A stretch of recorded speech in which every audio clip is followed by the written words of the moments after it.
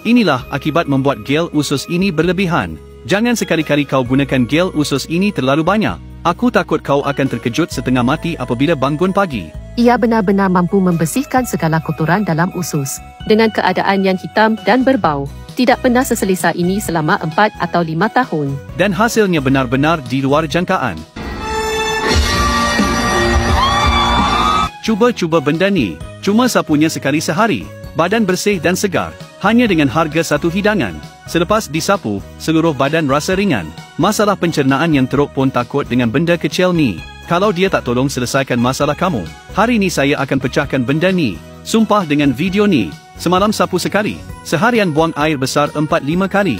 Ini bukan cirit-birit. Ini betul-betul boleh buang sampah dalam usus kamu. Malah hitam dan busuk. Cara dia mudah je. Benda ni boleh dikatakan terkenal dalam kalangan ramai. Terutama sekali bagi mereka yang perit nak buang air besar. Tak lancar pencernaan. 2-3 hari atau 4-5 hari baru sekali pergi tandas. Atau kena mengepam setengah jam baru boleh keluar. Cuba dia. Tolong seimbangkan fungsi pencernaan. Lancarkan buangan. Bagi yang air besar keras dan sedikit. Susah nak teran.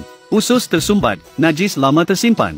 Malah perut buncit dan sakit. Badan kurus tapi perut besar. Kena berhati-hati dengan kelemahan fungsi pencernaan. Metabolisme yang lemah. Ini gel pencernaan yang disyorkan oleh Kementerian Perubatan Tradisional Kebangsaan. Produk khusus untuk seimbangkan masalah pencernaan. Sapu terus je. Susah nak buang air besar. Kawan-kawan yang dulu kata mahal.